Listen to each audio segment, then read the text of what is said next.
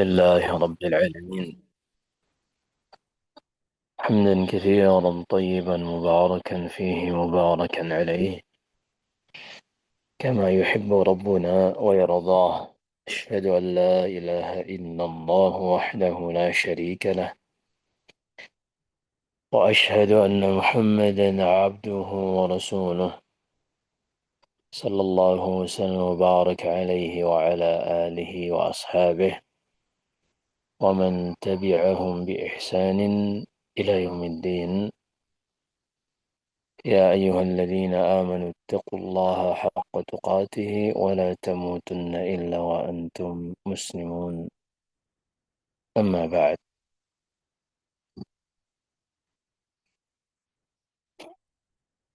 InsyaAllah kita lanjutkan pembahasan kitab fiqih Asmaul Husna yang ditulis oleh Syekh Abdul Razak Al-Badr hafizahullah. Kita akan lanjutkan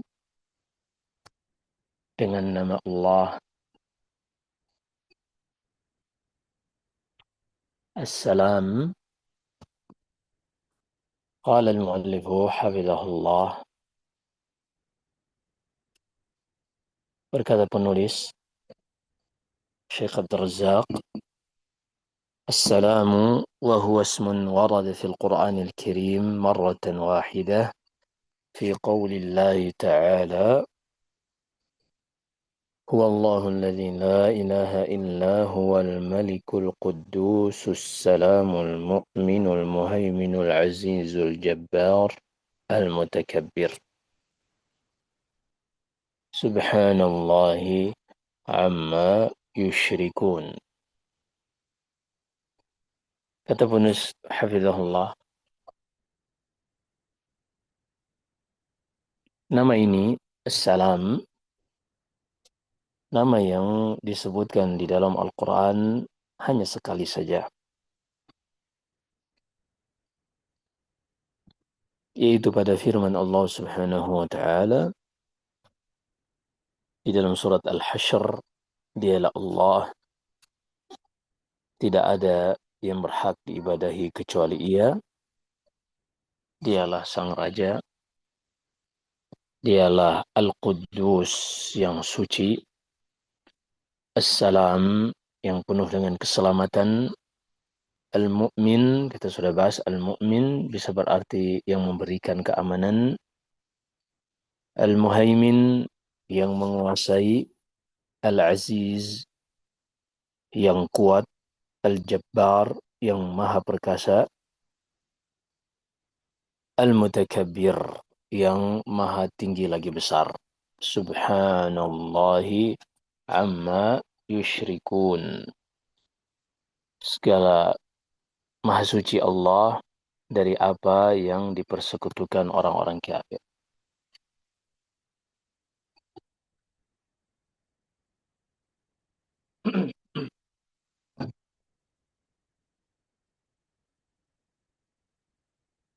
ومعنى هذا الاسم الكريم أي، dan makna dari nama Allah As-Salam ini, أي yaitu As-Salamu min jami'il uyubi wan naqais,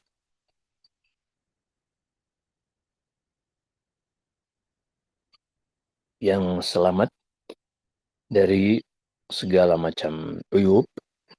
Uyub itu kekurangan, jama dari aib, wan naqais dan juga hal-hal negatif lainnya.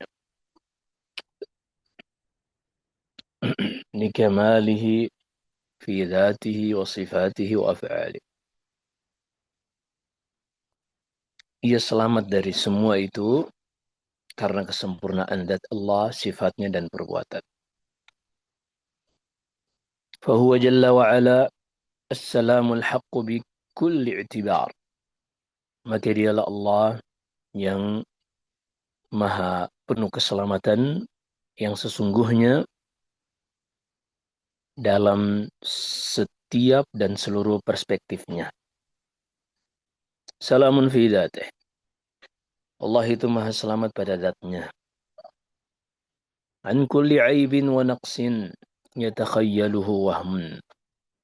Allah itu maha selamat, penuh dengan keselamatan pada zatnya dari segala macam aib dan kekurangan yang mungkin bisa terbesit dalam benak manusia.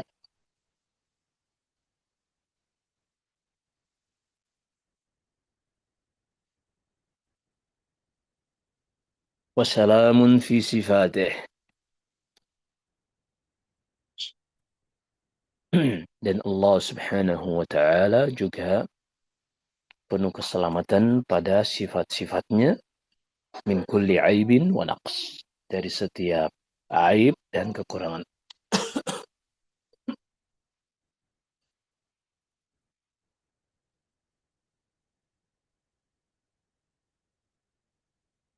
وسلام في أفعاله من كل عيب ونقص وشر وظلم وفعل واقع على غير وجه الحكمة. Begitu juga Allah subhanahu wa ta'ala penuh keselamatan dalam perbuatannya dari segala macam aib, kekurangan, kejelekan, kezaliman, dan perbuatan yang mungkin bisa terjadi tanpa ada hikmah. Jadi maksudnya di sini, di antara konsekuensi nama Allah As-Salam, perbuatan Allah itu semuanya penuh dengan keselamatan. Salah satu keselamatan tersebut adalah setiap perbuatan Allah pasti memiliki hikmah. Dan itu perkara yang realita yang tidak bisa diingkari oleh logika manusia. Kalau kita perhatikan misalnya di kehidupan kita di alam semesta ini,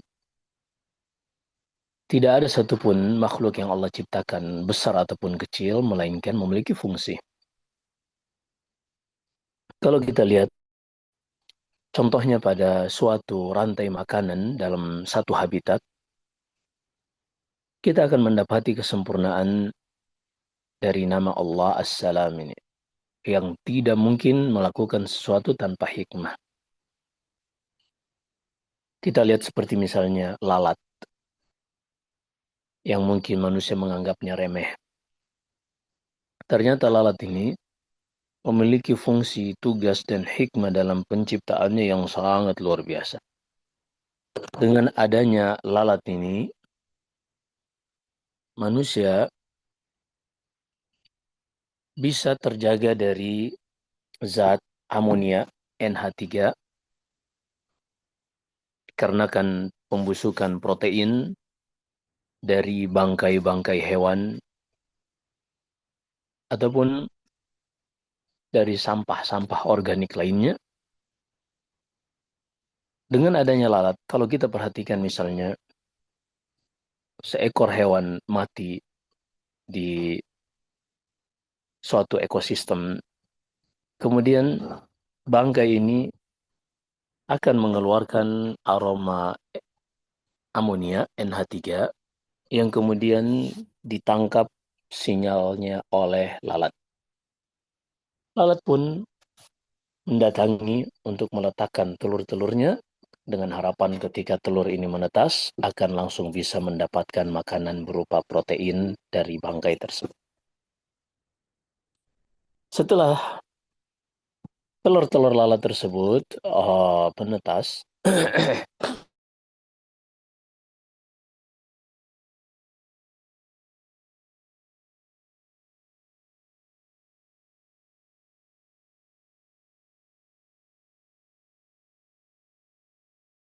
tanpa ada hewan pengurai seperti lalat atau bakteri pengurai, maka daging protein yang membusuk tadi akan mencemari bumi ini, akan merusak oksigen yang kita hirup sehari-hari dikarenakan adanya pembusukan gas amonia yang bisa meracuni manusia. Ketika belatung-belatung ini sudah menghabisi tubuh dari bangkai tadi, akan mengalami melanjutkan metamorfosisnya dorman sesaat di dalam sebuah kepompong khusus bagi lalat dan akhirnya keluar menjadi seekor lalat dan melanjutkan hidupnya lalu menjadi dewasa, kawin dan begitu seterusnya siklus hidup lalat yang sangat luar biasa yang Allah jadikan. Maka di dalam perbuatannya, dalam penciptaannya tidak ada satupun celah, kekurangan yang ada dalam perbuatan Allah. Kata Allah Subhanahu wa taala, "Tsumma irji'il basara karratayn yanqalib ilaika al-basaru khasi'an wa huwa hasir." Silakan, hal tara min futur. Apakah kalian melihat ada celah, kekurangan di dalam penciptaan Allah? Enggak ada, semuanya sempurna. Semuanya sempurna ciptaan Allah Subhanahu wa taala.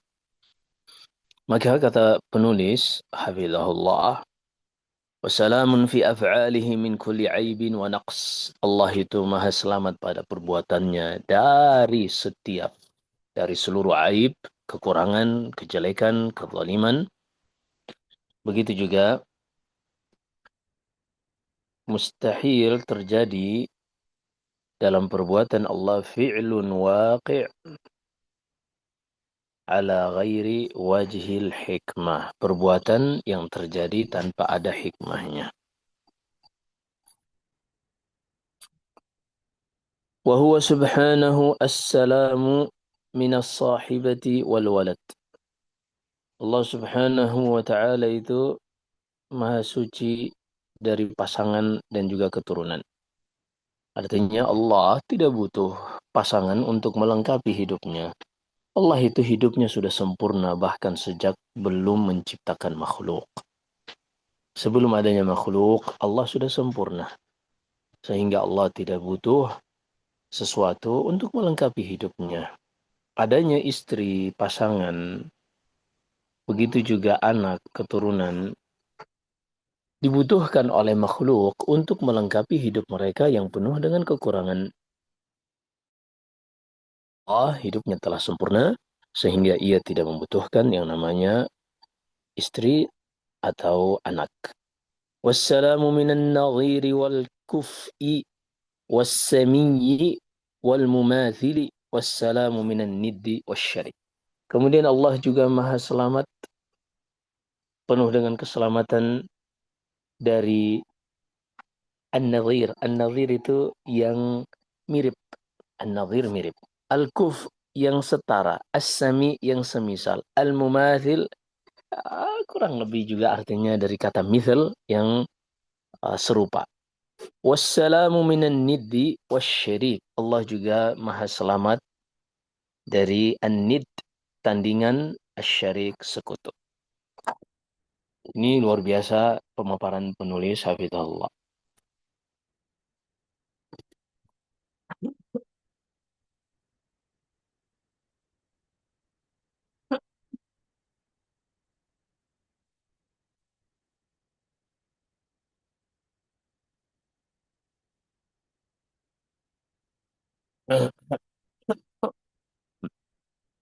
Baik. Wa huwa ismun yatanawalu jami'a sifatillahi ta'ala. Nama ini mencakup, artinya makna dan kandungannya bisa mencakup seluruh sifat-sifat Allah Subhanahu wa ta'ala. Fakullu sifatin,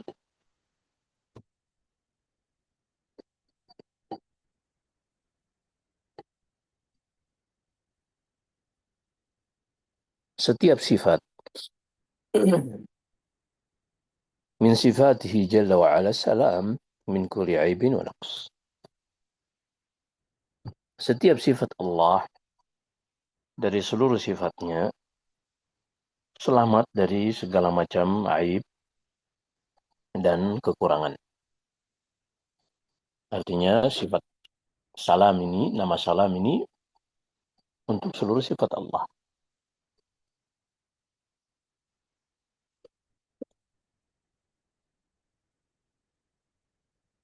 وفي تفصيل هذا وتقريره يقول ابن القيم رحمه الله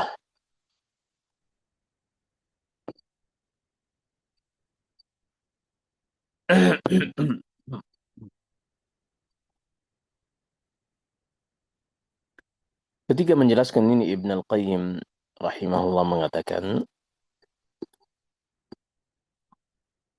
ولذلك إذا نظرت إلى أفراد صفات كماله وجدت كل صفة سلاما مما يضاد كمالها.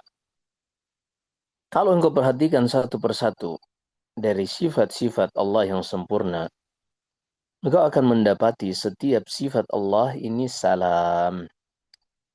Setiap sifat Allah, sifat yang selamat, mimma yudaddu kamalaha. Selamat dari semua yang bisa menafikan atau menghilangkan kesempurnaannya.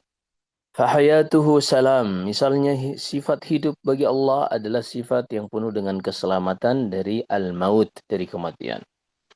Dan juga hidup yang selamat dari as-sinah, ngantuk, an-naum, tidur.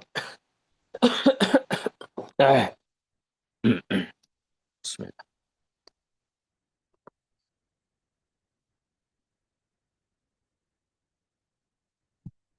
Artinya, perhatikan di sini kata penulis, hafizahullah, kata Ibnu Qayyim, fahayatuhu, hidup Allah adalah hidup yang sempurna, yang selamat dari berbagai macam gambaran kekurangan dan cacat. Apa itu contoh hidup yang penuh dengan gambaran kekurangan dan cacat? Misalnya, hidup manusia yang pasti akan berakhir dengan kematian. Maka ini bukanlah hidup yang sempurna, karena memiliki akhir dan penghujung. Wa minas sinati wan naun. Begitu juga salah satu yang menunjukkan hidup manusia adalah hidup yang penuh dengan kekurangan dan tidak sempurna adalah karena manusia ini butuh tidur dan juga merasakan mengantuk. Karena mengantuk ini adalah mekanisme kerja tubuh kita, otak, memproduksi yang namanya hormon melatonin yang memberikan sinyal kepada tubuh untuk istirahat dikarenakan energi yang sudah terkuras, capek seharian bekerja.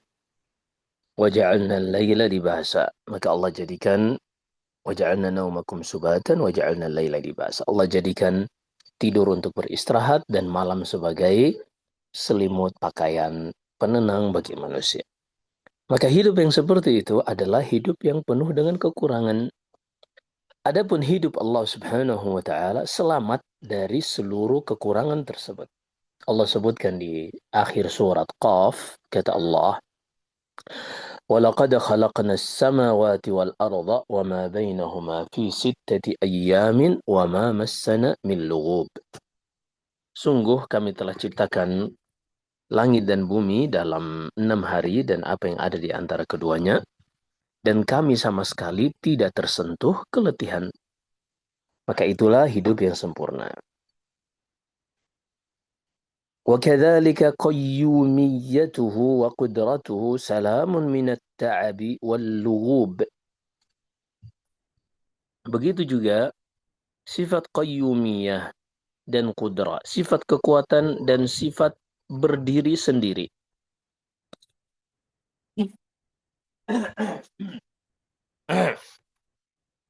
Sifat berdiri sendiri dan sifat kudrah, kekuatan Allah, salam, selamat dari at-ta'ab, keletihan, al-lughub, kecapean. Wa ilmuhu, begitu juga ilmu Allah, salamun min uzubi syai'in anhu. Dan ilmu Allah itu selamat dari luputnya sesuatu darinya. Artinya nggak ada yang luput dari ilmu Allah Subhanahu wa ta'ala. Au urudu nisyanin au hajatin ila tadhakkurin wa tafakkur. Begitu juga ilmu Allah itu selamat dari akan tersentuh kelupaan atau membutuhkan waktu untuk berpikir atau mengingat. Itu ilmu Allah disucikan dari semua. Wa iradatuhu salam min khurujiha 'anil hikmati wal maslahah. Begitu juga iradah, keinginan Allah selamat dari untuk menginginkan sesuatu yang tanpa hikmah dan tanpa ada maslahat. Wa kalimatuhu salamun minal kadhibi wal zulm. Begitu juga kalimat Allah selamat, artinya suci dan dibersihkan dari berbagai macam kedustaan dan juga kezaliman. Bal tammat kalimatuhu sidqan wa adla.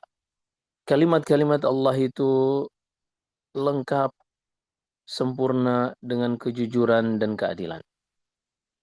Wa ghinahu salamun minal hajati ila ghairihi biwajhin ma. Begitu juga kekayaan Allah, kerajaan Allah itu selamat dari hajat, kebutuhan kepada selainnya. Artinya, kesempurnaan kekayaan Allah membuatnya tidak butuh kepada siapapun selainnya. Dalam bentuk apapun. Bal kullu ma siwahu muhtajun ilaih. Wa huwa ghaniyun an kulli ma siwa. Sebaliknya, segala sesuatu membutuhkan Allah. Dan dialah yang maha kaya dari segala sesuatu selain. Dia nggak butuh, artinya ghani di sini maha kaya nggak butuh kepada selain.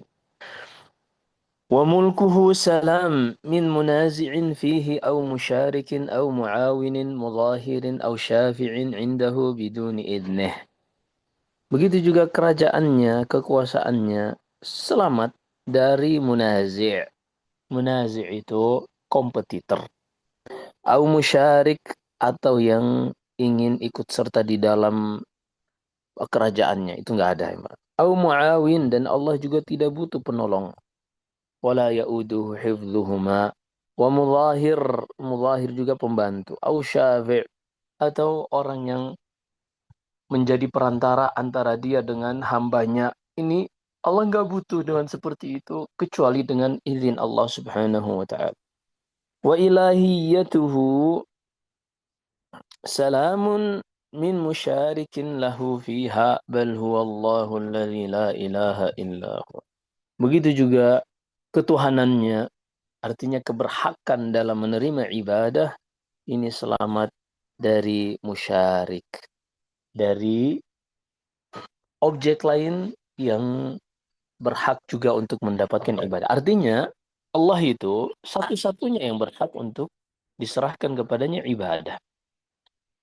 Karena hanya dia satu-satunya yang bisa mencipta, mengatur, dan memiliki seluruh apa yang ada di alam semesta ini. Maksud di sini, min musyarik, tidak ada satupun objek di alam semesta ini yang memiliki keberhakan untuk menerima ibadah sebagaimana Allah berhak untuk menerima ibadah. Nggak ada. Karena nggak ada selain Allah yang bisa mencipta, mengatur, dan memiliki seluruh apa yang ada di alam semesta. Dialah Allah Subhanahu wa taala, la ilaha illahu, tidak ada Tuhan yang berhak diibadahi kecuali Ia. Wa hilmuhu wa 'afwuhu wa safhuhu wa maghfiratuhu wa tajawuzuhu salamun min an takuna an hajatin minhu aw dhullin aw musana'atin kama yakunu min ghairihi. Begitu juga hilm.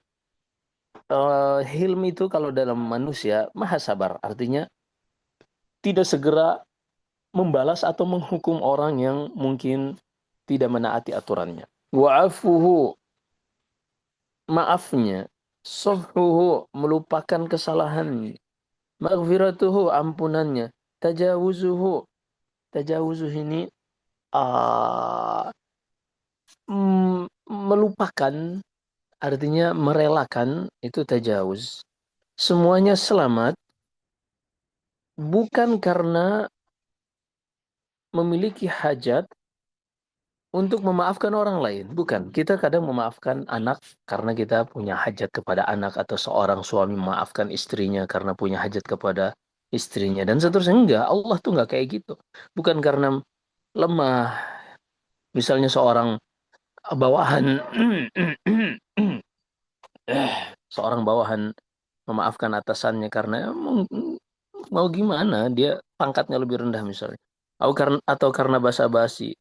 Sebagaimana yang terjadi pada manusia, semuanya itu Allah selamat darinya dan disucikan darinya.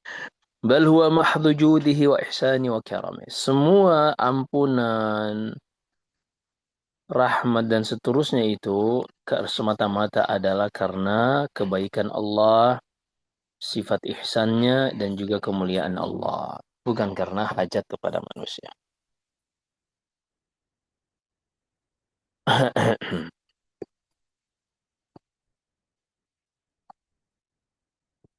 Wa kadzalika 'adzabuh.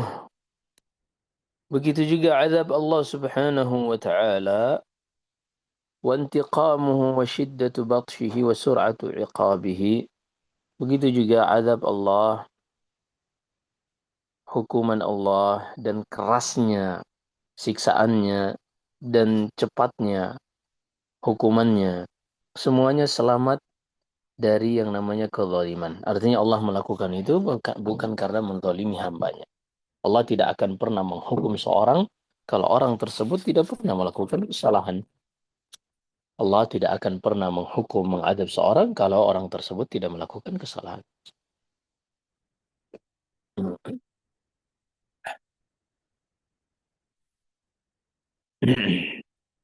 Tashaffian aw ghilzah. Begitu juga Allah Subhanahu wa ta'ala, Allah tidak melakukan semuanya itu hukuman azab ini karena keras dan seterusnya. Semata-mata itu ada hikmah di baliknya yang Allah Subhanahu wa taala lakukan.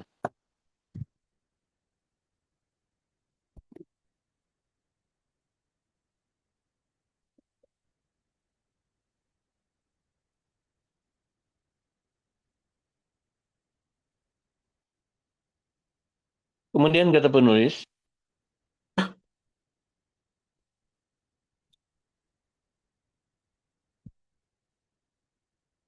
bal huwa mahlu hikmatihi wa adlihi wa wad'ihi al-asya'a mawadhi'aha.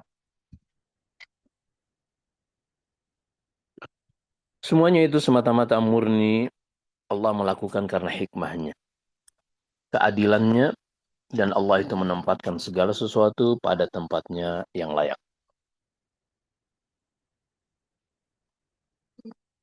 Wa huwa ma yastahiqqu alaihi al-hamda wal thanaa'a kama yastahiqquhu ala ihsanihi wa thawabihi wa ni'amihi.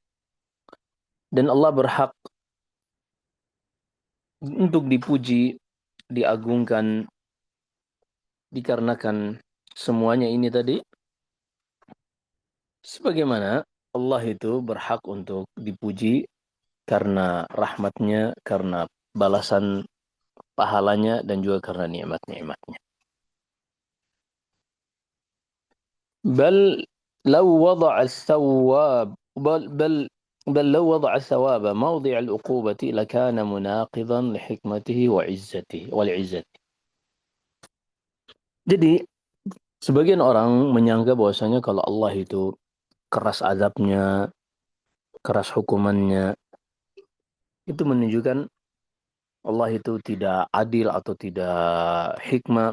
Justru kata penulis, kalau seandainya Allah itu memberikan pahala bagi orang yang melakukan kezaliman, justru ini bertentangan dengan hikmah Allah dan bertentangan dengan kekuasaan Allah. Seakan-akan Allah butuh kepada orang yang berbuat zalim tersebut sehingga tidak membalasnya.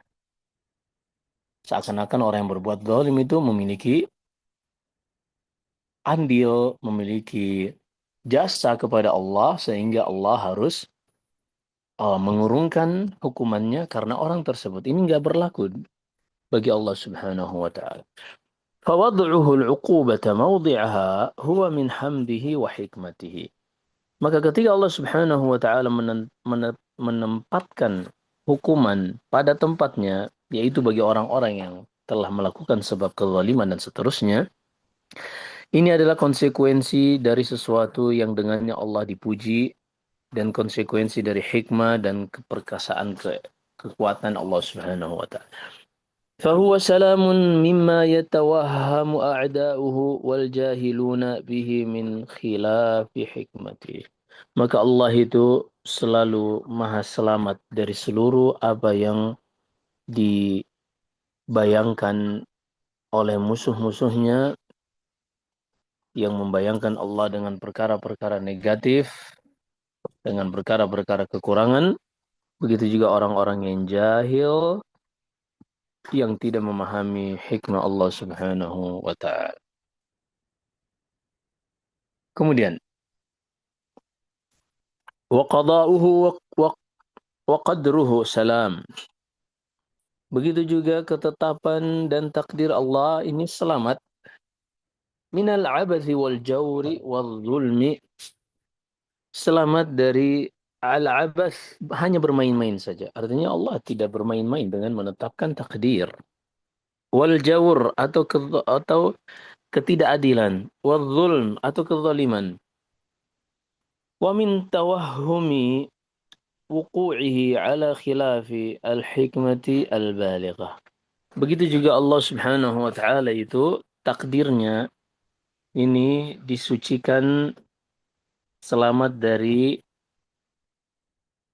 untuk meletakkan sesuatu, menakdirkan sesuatu yang tidak sesuai dengan hikmahnya yang sangat mendalam. Wa syar'uhu wa dinuhu salam. Begitu juga syariat dan agama Allah ini selamat minat tanaqudi, selamat dari yang namanya kontradiksi, begitu juga perselisihan dan al-ittirab, ketidakkonsistenan. Ini Islam tuh nggak ada syariatnya yang saling bertentangan. Wa khilafu maslahatil ibadi wa rahmatihim, dan tidak ada satupun syariat Islam yang bertentangan dengan maslahat manusia, dan Islam itu selalu menjadi rahmat bagi mereka, wal ihsani ilaihim, dan juga menjadi kebaikan untuk mereka. Wa khilafi hikmatihi. Jadi nggak mungkin itu semuanya bertentangan dengan hikmah Allah. Bal syar'uhu kulluhu hikmatun wa rahmatun wa maslahatun wa adil. Siapa saja yang memperhatikan dan mencermati syariat Allah, dia akan mendapati seluruhnya syariat tersebut.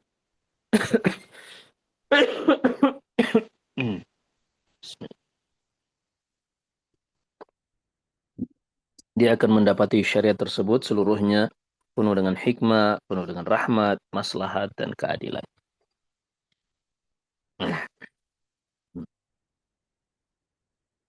Wa kadzalika 'ata'uhu salam. Begitu juga pemberian-pemberian Allah ini penuh dengan keselamatan. Min kaunihi mu'awadah. Selamat dari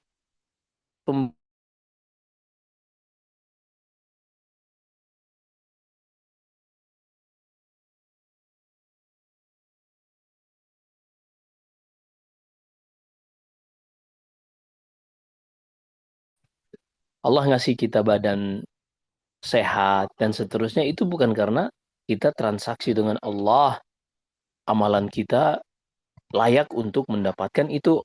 Oh enggak. Allah ngasih kita hidup, menciptakan kita bahkan sebelum kita bisa ngapa-ngapain. Itu ketika kita berada di dalam janin rahim ibu kita, ketika sedang dalam keadaan janin di dalam rahim ibu kita. Itu kalau bukan rahmat Allah yang menjadikan kita sejak bentuknya alaqah, segumpal darah seperti lintah yang menempel di dinding rahim untuk menyedot nutrisi yang dimakan oleh ibu kita, mungkin kita udah nggak bisa ada saat. Tapi Allah yang ilhamkan seperti itu. Allah yang takdirkan semuanya itu untuk terjadi.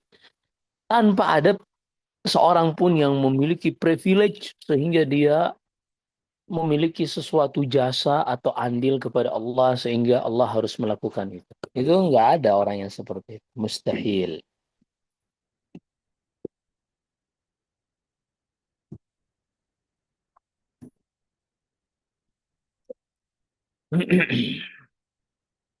Awil haja ilal mu'ta. Allah tuh nggak pernah ngasih ke manusia itu karena Allah punya hajat kepada yang diberi. Itu nggak pernah. Allah tuh ngasih murni pemberian minnah. Dalam bahasa Arab tuh namanya minnah. Minnah itu anugerah.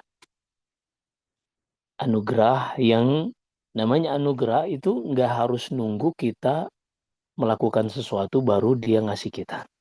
Semata-mata hadiah dari Allah Subhanahu wa taala. Wa man'uhu salam. Begitu juga ketika Allah menahan pemberiannya dari hambanya, itu juga selamat. Minal bukhli wa khawfil imlaq. Allah di dalam menahan pemberian tersebut selamat dari yang namanya sifat pelit. Allah nahan itu bukan karena pelit. Dan juga Allah Subhanahu wa taala nahan itu bukan karena takut nanti apa yang ada di sisinya habis. Oh bukan. Seperti yang disebutkan oleh Nabi sallallahu alaihi wasallam, "Idza ahabba Allahu 'abdan hamahu ad-dunya, kama yadhallu ahadukum yahmi saqimahul ma."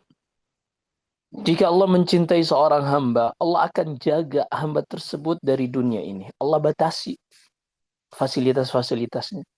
Karena di dalam ilmu Allah yang mendahului segala sesuatu, kalau hamba ini diberikan fasilitas yang berlebihan, yang nyaman, mungkin dia akan lalai dari Allah Subhanahu wa taala. Sementara Allah mencintai hamba ini sehingga Allah tidak biarkan hamba ini terlalaikan dari Allah Subhanahu wa taala.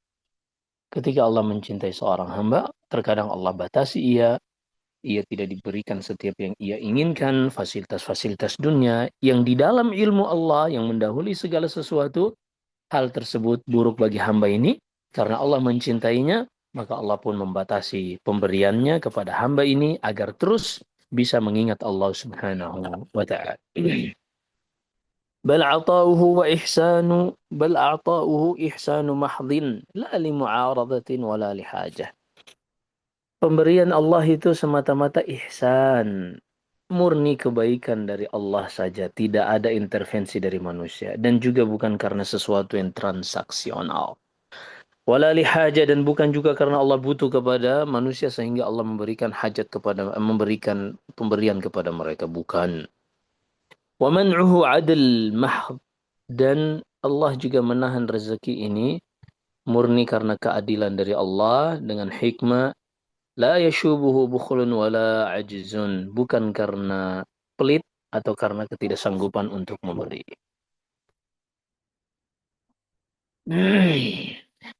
واستواؤه وعلوه على عرشه سلام من أن يكون محتاجا إلى ما يحمله أو يستوي عليه، بل العرش محتاج إليه وحملته محتاجون إليه، فهو الغني عن العرش وعن حملته وعن كل ما سواه. Sebaliknya, istiwa Allah, Allah itu beristiwa tinggi, berada di atas arsy, juga penuh dengan keselamatan. Keselamatan dari persepsi bahwasanya Allah itu butuh kepada arsy, ini Allah disucikan dari hal tersebut. Atau Allah butuh kepada sesuatu yang menyanggahnya, ini juga Allah disucikan darinya. Allah Subhanahu wa taala tidak butuh dengan itu semua, sebaliknya arsy sebagai makhluk butuh kepada Allah. Begitu juga hamalatuhu, pemikul-pemikul malaikat-malaikat pemikul arsy juga butuh kepada Allah. Jadi Allah sebutkan di dalam surat dalam surat Allah Subhanahu wa taala berfirman,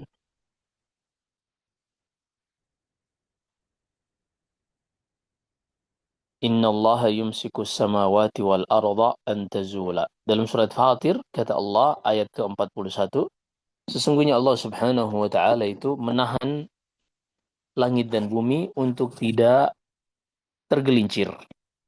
Wala in zalata in amsakahuma min ahadin min ba'di. Kalau seandainya Allah lepaskan dan tergelincir, maka tidak akan ada yang bisa menahannya selain Allah Subhanahu wa taala. Jadi, arsy, begitu juga malaikat-malaikat pemikul arsy, semuanya butuh kepada Allah Subhanahu wa taala. Allah tidak butuh kepada seluruhnya. Fahuwal ghani, maka dialah yang maha kaya, tidak butuh kepada selainnya, tidak butuh kepada arsy, tidak butuh kepada malaikat-malaikat pemikul arsy, dan juga segala sesuatunya Allah tidak butuh kepadanya.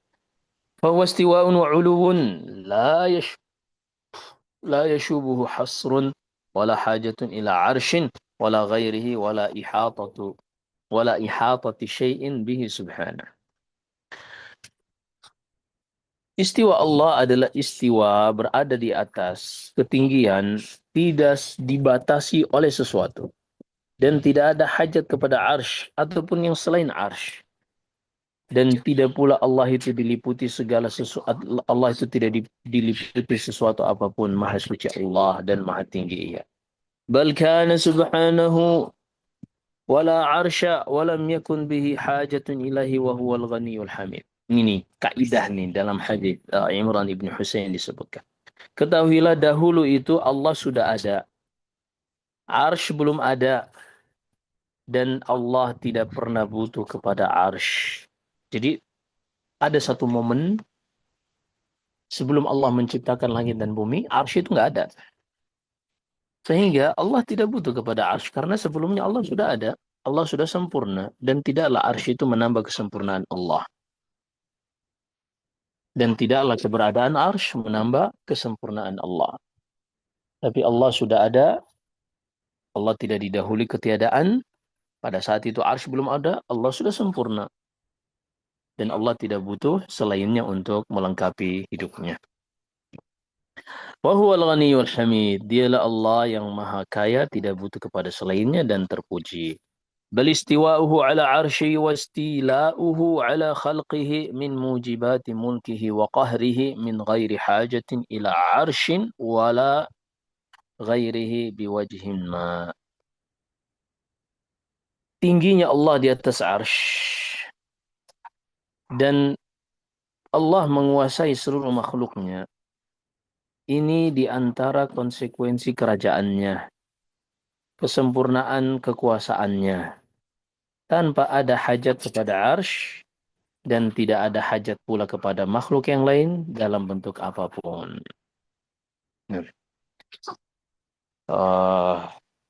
Masih lumayan panjang, tapi kita bahas satu paragraf lagi. Sepertinya ini tadi masih ada 2 halaman. Oh iya, masih lumayan panjang.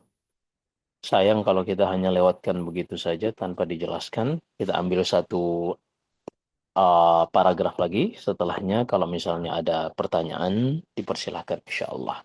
Baik. Wa nuzuluhu kulla laylah ila sama'id dunya salam. Dan turunnya Allah setiap malam ke langit dunia, yaitu ke langit yang paling dekat dengan dunia, ini juga penuh dengan keselamatan. Mimma yudadu uluwahu. Keselamatan dari sesuatu yang bisa menafikan ketinggian Allah. Wassalamun mimma yudadu ghinahu wa kamalah. Dan keselamatan dari segala yang akan menghilangkan kemaha kayanya, artinya maha kaya itu enggak butuh kepada selainnya dan juga kesempurnaannya. Artinya Allah Subhanahu wa taala mengatakan ia turun ke langit dunia, turun yang tidak bisa kita bayangkan, turun yang tidak bisa kita hayalkan, yang tidak bisa kita deskripsikan dengan logika kita. Kenapa? Karena seorang untuk bisa mendeskripsikan sesuatu, ia butuh satu dari 3 hal. Yang pertama, dia bisa mendeskripsikan sesuatu kalau dia pernah melihat objek sesuatu tersebut. Misalnya, kalau kita ditanya tentang Ka'bah, setiap orang bisa mendeskripsikan sesuai dengan pengalamannya. Ada yang pernah ke Masjidil Haram melihatnya langsung, ada yang mungkin melihatnya dari internet, ada mungkin yang melihat dan seterusnya. Ini kalau kita pernah melihat objeknya, kita bisa deskripsikan Ka'bah itu sesuatu yang bentuknya kubus, lalu tingginya 15 meter misalnya, dan juga memiliki kiswa yang warna hitam dan seterusnya. Ada Hajar Aswad, Rukun Yamani. ada Hijri Ismail. Ini karena kita pernah melihatnya. Atau kita tidak pernah melihat objeknya, namun kita tetap bisa mendeskripsikan suatu objek jika kita pernah melihat yang semisalnya. Jika kita pernah melihat yang semisalnya.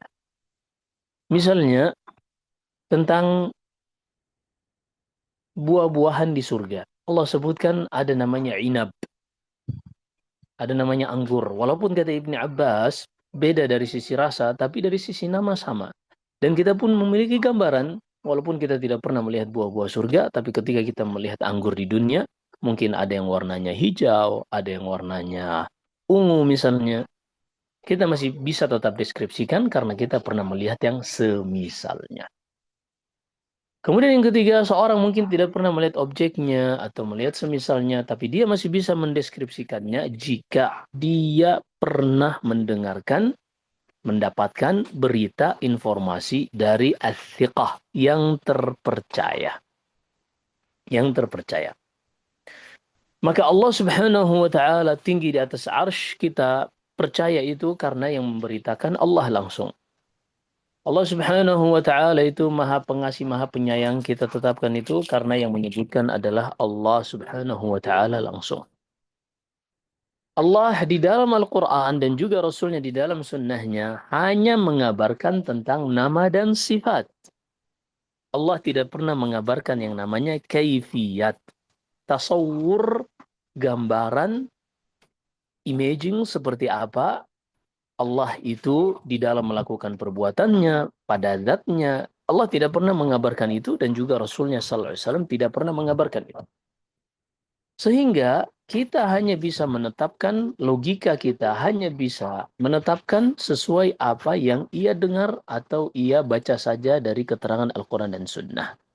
Sehingga ketika Allah kabarkan ia berada di atas arsy, ia tidak mengabarkan seperti apanya, maka kita cukup tetapkan ia berada di atas arsy dan tidak melebihi itu dengan melakukan penggambaran-penggambaran, menghayal, mencoba untuk mendeskripsikan dengan logika, ini tidak boleh.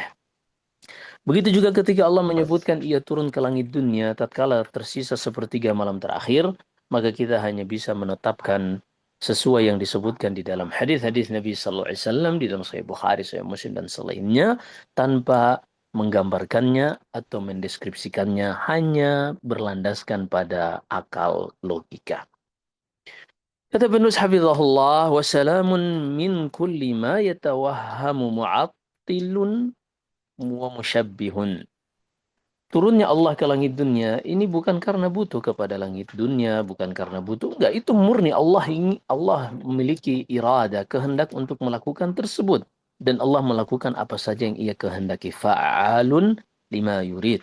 Allah itu melakukan apa saja yang ia kehendaki dan tidaklah setiap yang Allah lakukan melainkan memiliki hikmah dan tujuan.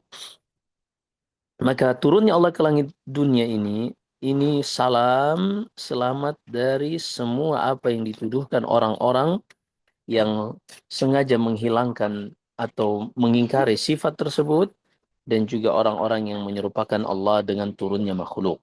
Ini sifat Allah tersucikan dan terselamatkan dari itu semua. Wassalamun min an yasira tahta syai'in aw mahsuran fi syai'in ta'ala Allahu Rabbuna an kulli ma yudadu kamalahu wa ghinah. Dan Allah juga selamat dari prasangka atau gambaran sebagian orang yang menganggap bahwasanya Allah akan berada di bawah sesuatu karena ia turun ke langit dunia atau diliputi oleh dimensi. Ini Allah Subhanahu wa taala Maha suci dari tuduhan-tuduhan semuanya yang akan menghilangkan kesempurnaan dan kekayaan Allah yang tidak butuh kepada selainnya. Nah, halaman berikutnya dan dua halaman lagi sepertinya masih lumayan panjang dan waktu kita sudah 9:30 di Bogor. Silakan kalau misalnya ada pertanyaan. Wallahu a'lam. Ya, baik. Jazakallah khair Ustadz untuk materinya. Nanti untuk teman-teman yang ingin bertanya bisa bertanya kepada Ustadz secara langsung atau juga bisa ditulis di kolom chat. Ustadz, saya izin bertanya Ustadz, berkenaan dengan materi Ustadz tentang nama Allah As-Salam yang artinya selamat dari segala macam keburukan-keburukan. Lalu apa bedanya dengan ketika kita memuji Allah dengan Subhanallah itu kan artinya juga Maha Suci Allah dari segala keburukan-keburukan Ustadz. Naam, disebutkan para ulama seperti Syekh Ibnu Utsaimin tentang nama-nama Allah Subhanahu wa taala mutaradifa mutabayinah. Di dalam kitabnya Al-Qaidul Muthla, jadi nama-nama Allah itu semua nama kembali kepada satu musammah. Semua nama kembali kepada satu yaitu Allah. Walaupun masing-masing dari nama-nama ini memiliki arti sendiri-sendiri dan konsekuensi masing-masing. Tadi sudah disinggung juga oleh penulis bahwasanya nama As-Salam ini berlaku bagi seluruh sifat Allah. Misalnya sifat rahmat. Sifat rahmat Allah sempurna.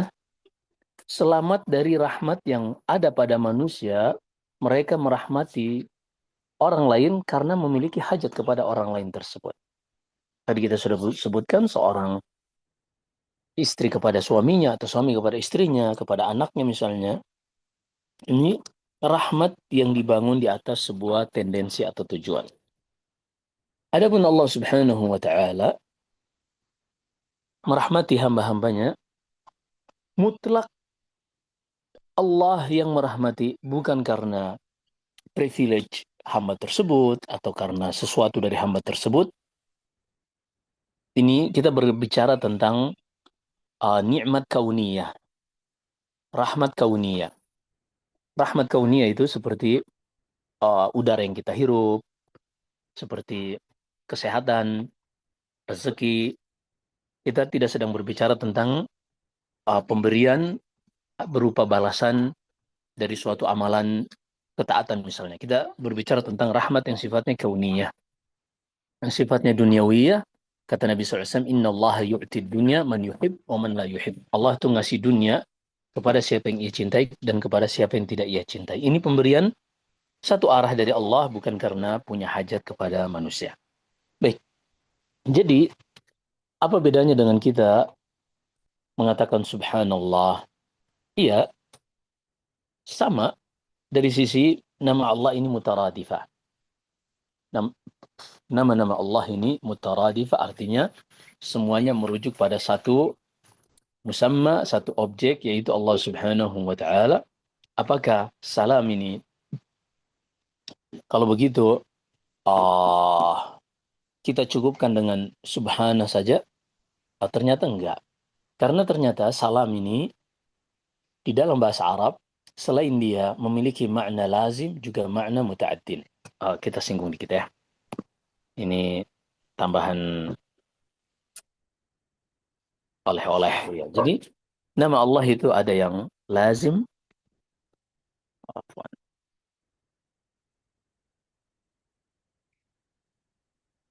ada yang muta'addin. Dari sisi makna ada yang lazim, ada yang muta'addin atau muta'addi. Apa ini lazim? Lazim ini misalnya kata assalam. Assalam ini bisa lazim artinya Allah itu selamat pada dirinya dari segala macam aib yang sudah kita bahas tadi. Ada muta'addin salam muta'addin salam seperti pada firman Allah wassalamun 'alal mursalin, yaitu yang memberikan keselamatan. Iya, jadi apakah ada perbedaan ketika kita mengatakan Allah itu assalamul mu'minul muhaimin dengan kita mengatakan subhanallah dan seterusnya? Dari sisi makna taraduf, ya mungkin sama, tapi bahasa Arab itu sangat detailnya, kadang sama dari satu sudut pandang, tapi memiliki makna lebih dari sudut pandang yang lain. Jadi kalau kita lihat, Ustadz ini sama nih, dari sisi kita mensucikan Allah dari aib. kita mengatakan subhanallah. Iya betul, dari satu sudut pandang. Dari satu sudut pandang makna, iya sama. Yaitu, nafyuhu anin naqais wal uyub. Menafikan Allah dari segala macam kekurangan dan aib. Tapi dari sudut makna yang lain, berbeda. Ada makna tambahan seperti assalam artinya yang memberikan keselamatan. Allahumma antas salam wa minkas salam wa ilaika ya'udus salam. Ini juga menjadi tambahan makna. Fasyahid secara umum ada kesamaan namun juga ada perbedaan dari sisi yang lain. Demikian Allah a'lam. Ya, baik. Alhamdulillah. Eh, dari teman-teman ada yang ingin bertanya? Dipersilakan jika ada yang ingin ditanyakan. Baik, Ustadz, Ana izin menanya. Ini Ustadz bertanya di luar tema, Ustadz. Nah, Ya, Ana izin bacakan. Bismillah.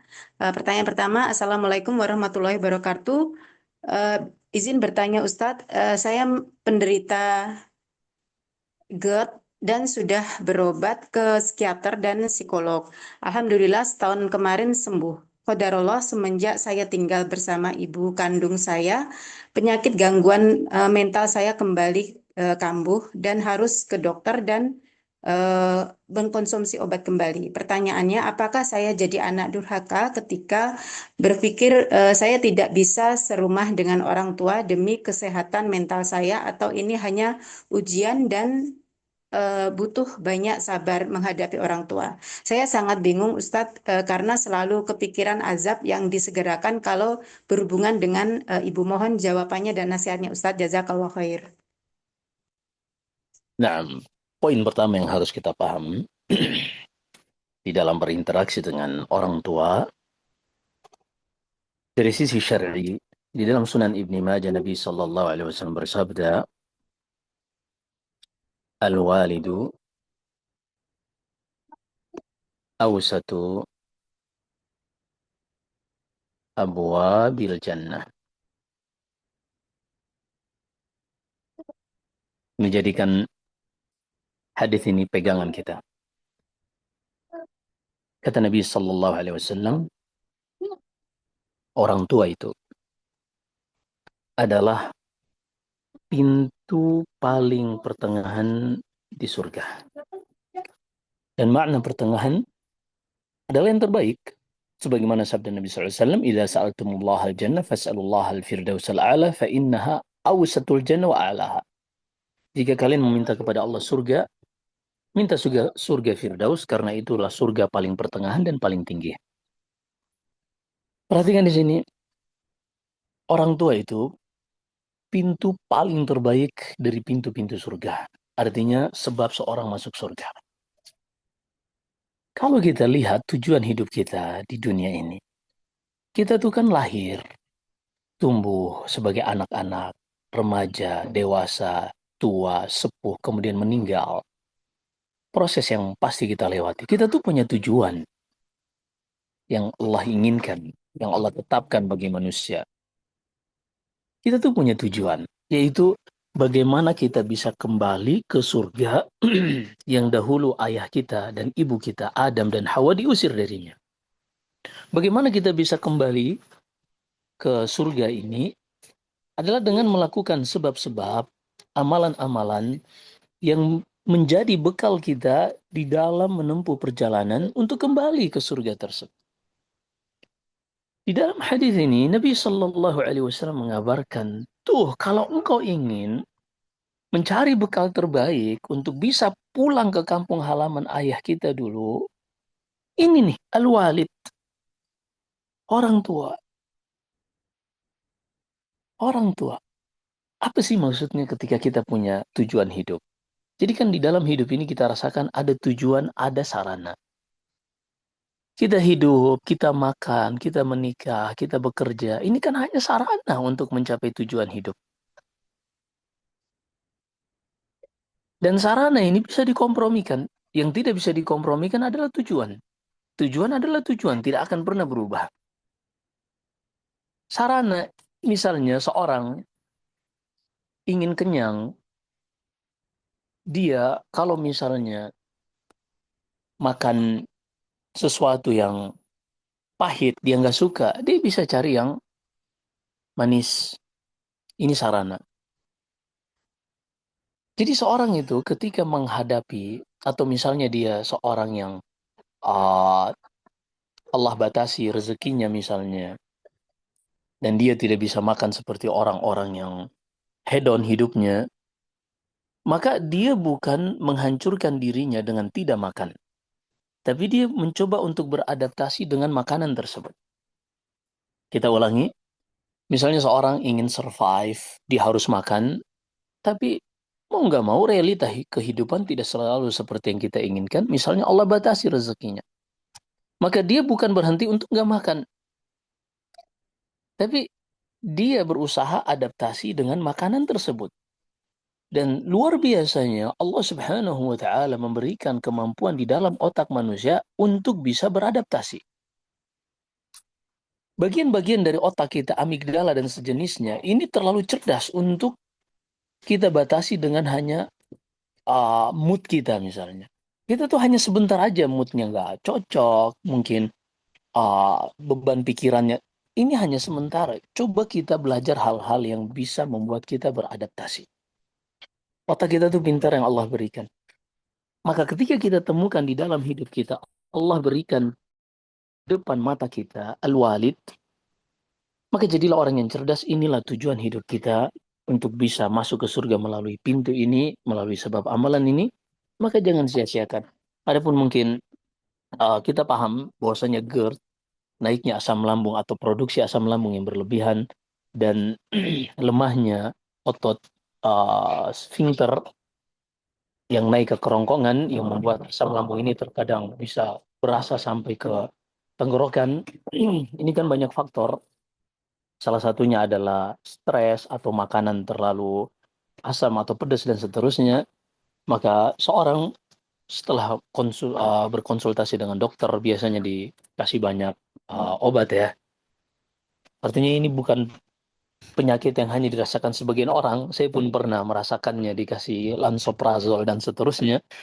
Beberapa saat kita minum, kemudian sambil manage hati kita, ternyata bisa kok. Bisa kita untuk tetap normal kembali. Saya sendiri membuktikannya.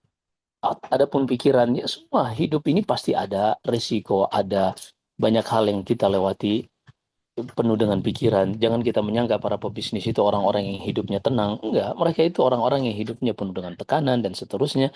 Tapi ketika mereka bisa memanage emosinya, disitulah nikmat mereka merasakan hidup jauh dari GERD misalnya. Begitu juga ketika kita berinteraksi dengan orang tua yang mereka ini adalah pintu surga yang terbaik, maka seorang jangan justru berlari, tapi dia menjadikan otaknya yang cerdas ini bagaimana untuk bisa beradaptasi dengan orang tuanya. Walaupun tentunya ini berat, ini bukan perkara membalikan telapak tangan, tapi begitulah kita saling mengingatkan. Semoga Allah Subhanahu wa taala memudahkan urusan kita semua. Nah, Baik, dari teman-teman ada yang bertanya? Baik, masuk pertanyaan kedua, Ustadz. Bismillah, Assalamualaikum. Saya izin bertanya, Ustadz. Saya ibu rumah tangga. Kehidupan kami tergolong miskin, tapi kelihatan kaya kalau di kampung karena ada mobil tua parkir di depan rumah. Itu mobil orang tua. Orang tua. Alhamdulillah, saya selalu dapat kiriman uang dari saudara. Mohon nasihatnya, Ustadz, bagaimana cara menghilangkan perasaan kesal kalau suami meminta uang selalu kepada istrinya, kepada saya maksudnya. Jazakallah khair, Ustadz. nggak nyambung nih mukodimah pendahuluan dan pertanyaannya nih. Ya, Jadi, begitu Ustadz. baik, jadi intinya, iya, jadi gini, kita harus paham di dalam hidup rumah tangga ada hak, ada kewajiban. Seorang suami Allah beri kewajiban sebagaimana seorang istri Allah beri kewajiban. Allah berfirman dalam surat Al-Baqarah. Oh, jatuh nak, jatuh nak. Jatuh sayang. Ya. Walahunna mithlu ladzi alaihinna bil ma'ruf. Kata Allah Subhanahu wa taala, dan bagi para istri memiliki hak yang wajib ditunaikan oleh suami, sebagaimana suami juga memiliki kewajiban yang wajib dia tunaikan kepada istri. Maka salah satu kewajiban suami kepada istri adalah menafkahi, bukan sebaliknya. Kalau seandainya suami justru sebaliknya, maka sang istri memiliki hak untuk menasihati suaminya dan untuk menahan tidak memberikan kepada suaminya. Itu boleh dan sah. Dan jika suaminya tetap memaksa, sang istri ini memiliki hak. Dan Islam, syariatnya adalah untuk memastikan setiap pemilik hak tidak dizalimi dari haknya. Jika suami tetap meminta, istri tidak wajib untuk memberikannya dan dia berhak untuk menolak hal tersebut. Jadi demikian Islam mengatur hak dan kewajiban.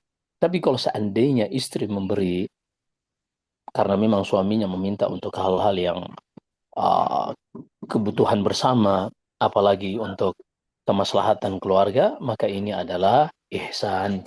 Kebaikan dari istri akan menjadi sedekah baginya. Dan sedekah terbaik yang diberikan oleh seorang adalah yang ia berikan kepada kerabatnya. Apalagi kalau itu suaminya, maka itu adalah sedekah terbaik. Tapi tadi balik lagi, Islam akan menjamin dengan syariatnya untuk tidak ada yang dizalimi dari haknya, sehingga kalau istri menolak, maka itu hak istri dan suami tidak bisa menuntut apapun. Wallahu a'lam. Ya, baik. Pertanyaan selanjutnya, Ustadz. Afwan, izin bertanya, Ustadz. Ada seorang wanita mengajukan khulu kepada suaminya dengan sebab suaminya, bentar, ya, dengan sebab suaminya sudah tidak memberi nafkah dan sudah tidak melakukan hubungan badan selama kurang lebih 2 tahun. Kemudian khulunya diiyakan oleh suami dengan perkataan, ya silahkan kamu pergi dari rumah saya dan bawa semua anak-anak. Semenjak itu wanita tersebut langsung keluar dari rumah dengan anak-anaknya, akan tetapi mahar belum dikembalikan. Beberapa bulan kemudian si wanita menikah lagi dengan pria baru. Yang ingin saya tanyakan, apa hukum status pernikahan wanita tersebut dengan suami barunya dalam keadaan mahar khulu belum dikembalikan kepada suami sebelumnya, dikarenakan keterbatasan ekonomi dan sekarang mantan eh, suami lamanya menuntut pengembalian mahar. Mohon penjelasannya Ustadz, jazakallah khair. Nah, di dalam khulu, seorang wanita ketika sudah sepakat dengan suaminya, atau mantan suaminya untuk hulu dan suaminya sudah iya seperti yang disebutkan tadi, maka wanita tersebut mengembalikan maharnya sebagaimana firman Allah Subhanahu wa taala di dalam surat Al-Baqarah, wa in khiftum alla yuqima hududallahi fala junaha alaihima uh, fima iftadat bih. Dan jika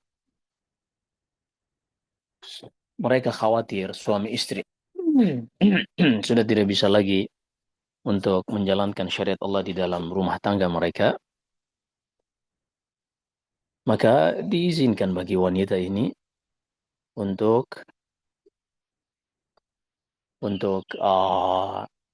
wanita ini mengajukan khulu dengan catatan dia mengembalikan mahar suaminya dahulu. Sekarang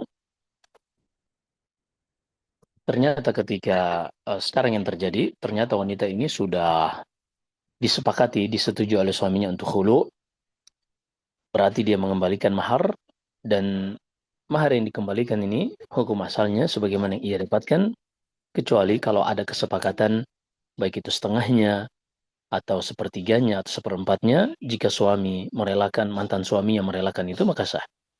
Sekarang pertanyaan, apakah harus dikembalikan pada saat disepakati sebelum dia menikah lagi? Nggak harus, itu bisa menjadi utang dan seterusnya. Sebagaimana ketika seorang menikah, maharnya pun tidak harus diserahkan di majelis akad nikah, bisa diutang dan seterusnya. Sebagaimana yang terjadi pada Nabi Musa, maharnya adalah bekerja selama 8 tahun. Maka maharnya belum lunas sampai dia bekerja 8 tahun. Begitu juga ketika khulu' bisa berlaku seperti mahar, bisa diakhirkan, bahkan seperti yang disebutkan dalam kasus tadi, pernikahannya sah insyaallah, wallahu a'lam. Mungkin satu lagi jika ada pertanyaan dari teman-teman, silakan. Baik, sudah tidak ada. Ya, alhamdulillah sudah tidak. Ya, masih ada. Sebentar. Ini Ukti Maya, Ya, mic-nya terbuka. Ada yang ingin ditanyakan? iya. Ya, ya, silakan, silakan. Tafadholi. Assalamualaikum warahmatullahi wabarakatuh. Izin bertanya Ustadz, mohon penjelasannya. Apa hukumnya gini? eh kan di di di neraka nanti kebanyakan isinya adalah perempuan ya, wanita yang kebanyakan mereka tidak bersyukur kepada suaminya. Nah, kan para suami-suami ini, wah kok para suami? Suami ini kan bukan cenayang atau bukan orang yang bisa memahami, oh ini istri saya pengen ini, pengen itu, ingin begini, ingin begitu. Nah, apa hukum istri yang eh, mengungkapkan mungkin keresahan hatinya atau kekesalannya, eh, yang saya maunya begini gitu, itu apakah termasuk termasuk istri yang tidak bersyukur kepada suaminya? Mohon penjelasannya Ustadz. Baik, jadi kita harus paham terlebih dahulu apa sih kufranul ashir wa kufranul ihsan. Apakah bentuk tidak berterima kasih dan tidak bersyukur kepada suami dan pemberian suami? Disebutkan dalam hadis Abu Sa'id Al-Khudri radhiyallahu an di dalam Sahih Bukhari, kata Nabi SAW, "Idza ahsanta ila ihdahunna ad-dahr, thumma ra'at minka syai'an, qalat ma ra'aitu minka khairan qat." Ketika engkau suami berbuat baik kepada istrimu sepanjang tahun, lalu suatu saat ia melihat satu kesalahan darimu, ia langsung mengambil kesimpulan, wahai suamiku, aku tidak pernah melihat kebaikan sedikit pun darimu. Nah, jadi yang dimaksud kufur artinya dia nggak berterima kasih dan bahkan juhud, dia mengingkari kebaikan yang sudah diberikan oleh suaminya. Adapun memberikan masukan, berarti kan saya nggak tahu kasusnya seperti apa yang diceritakan tadi antara suami istri. Jadi intinya ketika ucapan istri ini adalah sifatnya masukan, masukan usulan untuk kebaikan, maka ini sah. Dan ini pernah terjadi di Sahih Bukhari, disebutkan tentang Umar bin Khattab radhiyallahu an. Umar mengatakan, kunna la nara lin nisa'i syai'an qat. Dahulu di zaman jahiliyah, kami itu nggak pernah menganggap wanita itu memiliki hak untuk mengintervensi keputusan suami-suami mereka. Sampai suatu saat, ketika sudah masuk Islam, ketika aku sedang berbicara dengan istriku, tiba-tiba istriku ini mengintervensi kebijakanku. Aku tuh imra'a. Maka kata Umar, wahai engkau ini kan wanita. Kok bisa-bisanya mengintervensi ucapanku? Umar lagi. Apa kata istrinya? Ata'ajab ya Umar? Wahai Umar, ente heran ketika istri ente menginterupsi pendapat ente. Tahu nggak? Manusia yang lebih baik dari engkau, yaitu Rasulullah Sallallahu Alaihi Wasallam, diinterupsi oleh istri-istrinya. Akhirnya Umar pun mendatangi Rasulullah SAW dan seterusnya kisahnya ma'ruf di Sahih Bukhari. Intinya kalau seandainya itu pandangan, masukan, usul kepada suami agar kedepannya lebih baik, maka ini bukan berarti kufranul ashir. Karena sudah disebutkan nas di dalam Sahih Bukhari tadi seperti apa kufur kepada suami, yaitu mengingkari pemberiannya dan tidak bersyukur atas keberadaan suami ini. Jadi demikian ya.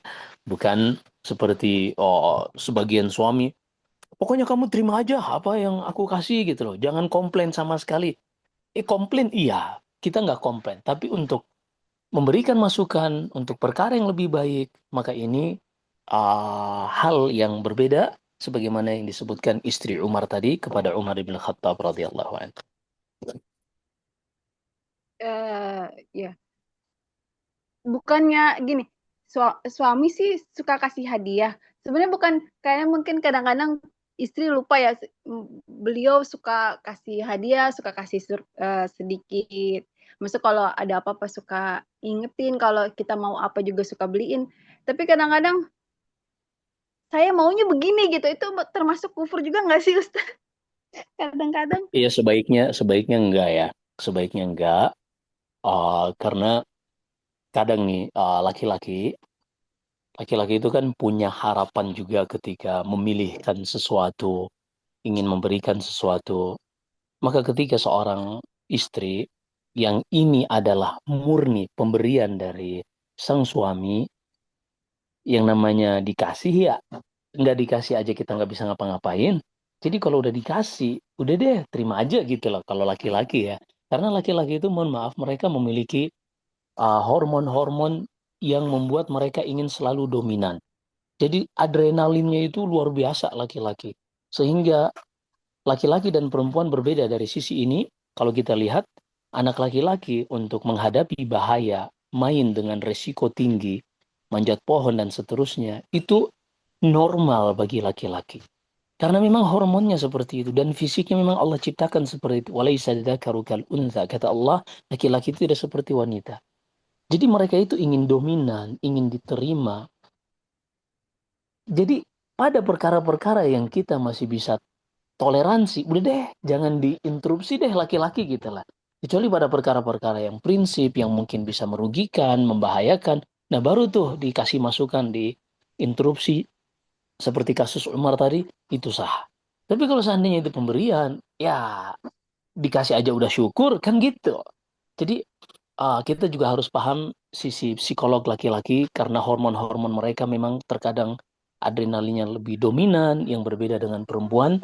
Maka di sini pentingnya di dalam rumah tangga itu saling memahami, membangun komunikasi, dan harus memahami masing-masing perannya. Laki-laki adalah pemimpin, perempuan ini adalah penasehat di dalam rumah tangganya kepada anak-anaknya, menjaga harta suaminya, dan seterusnya. Ini sifatnya masukan ya, ini sifatnya masukan, karena ini kasuistik, saya nggak tahu seperti apa hakikatnya yang terjadi. Wallahu a'lam. Jazakallah khair. Ustaz, satu lagi boleh nggak? Soalnya kemarin nggak dijawab pas di Blok M pertanyaan. Nah, nah, nah, Gini, nah. saya punya teman.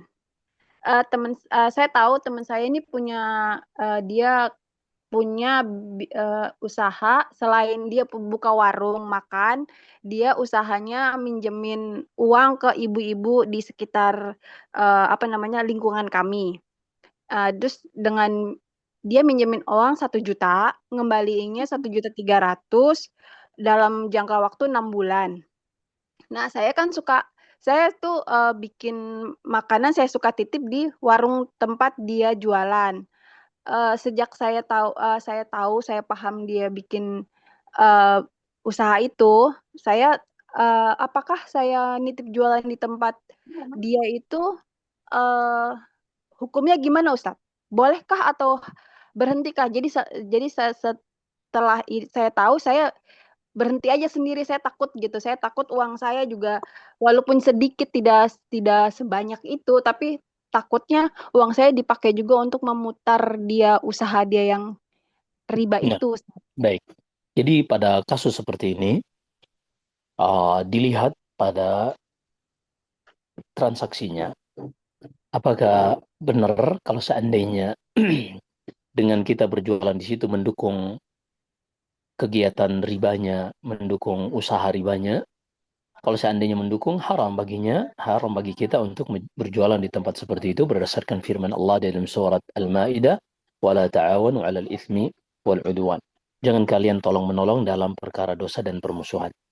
Tapi kalau seandainya tidak ada hubungannya sama sekali, antara usaha riba dan titipan jualan tadi, maka hukum asalnya dalam muamalah adalah boleh, sebagaimana Nabi Sallallahu Alaihi Wasallam dahulu bermuamalah dengan orang-orang Yahud yang mereka Allah sebutkan dalam Al-Quran, akaluna lis-suhud. Mereka itu pemakan riba. Syahid, ketika seorang berhati-hati, ini jalan yang terbaik. Jalan yang terbaik. Tapi yang kita katakan, kita jelaskan di sini adalah hukum syar'i secara objektif, tanpa melihat subjeknya. Kalau seandainya transaksi tadi tidak ada hubungannya dengan riba yang dilakukan orang tersebut, dengan dia titip dagangan di situ, maka hukum asalnya sah-sah saja. Kecuali kalau memang ada indikasi, ternyata hasil perputaran uang kita di tempat tersebut juga dipakai untuk ribanya, maka ini hukumnya haram. Wallahu a'lam. Oh iya, Ya, jazakallah khair Ustaz. ya. Assalamualaikum warahmatullahi wabarakatuh. Waalaikumsalam warahmatullahi wabarakatuh. Alhamdulillah, karena kajian sudah berjalan 1 jam setengah bersama Ustadz. Insya Allah nanti jika ada pertanyaan-pertanyaan dari teman-teman yang lain yang mungkin belum sempat disampaikan, bisa nanti disampaikan di kajian berikutnya. Insya Allah setiap Selasa kita akan hadir bersama Ustadz Nur Samsul Qomar Hafidhahullah. Baik, Ustadz, mungkin sebelum ditutup, bisa ditutup sebelumnya dan memberikan nasihat kepada kami, Ustadz. Tafadhol. Nah, mempelajari nama-nama dan sifat-sifat Allah, khususnya di zaman seperti ini yang penuh dengan ketidakpastian, yang lingkungan kita tidak mendukung untuk qanaah, tidak mendukung untuk kita tuh merasa cukup, lingkungan yang penuh dengan flexing, orang yang memamerkan hal-hal yang mewah, hidup hedon. Ini menjadikan otak kita selalu mengonsumsi hal-hal yang kita ingin menirunya.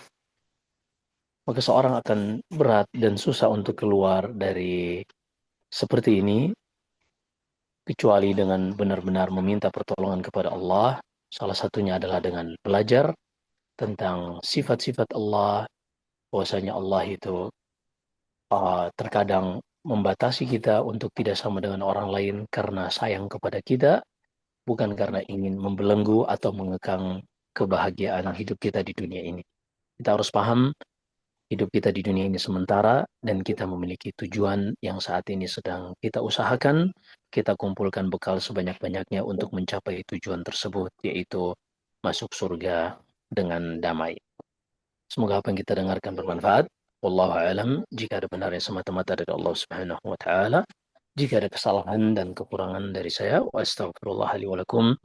Sallallahu alaihi wasallam baraka ala nabiyina Muhammad. Subhanakallahumma bihamdik.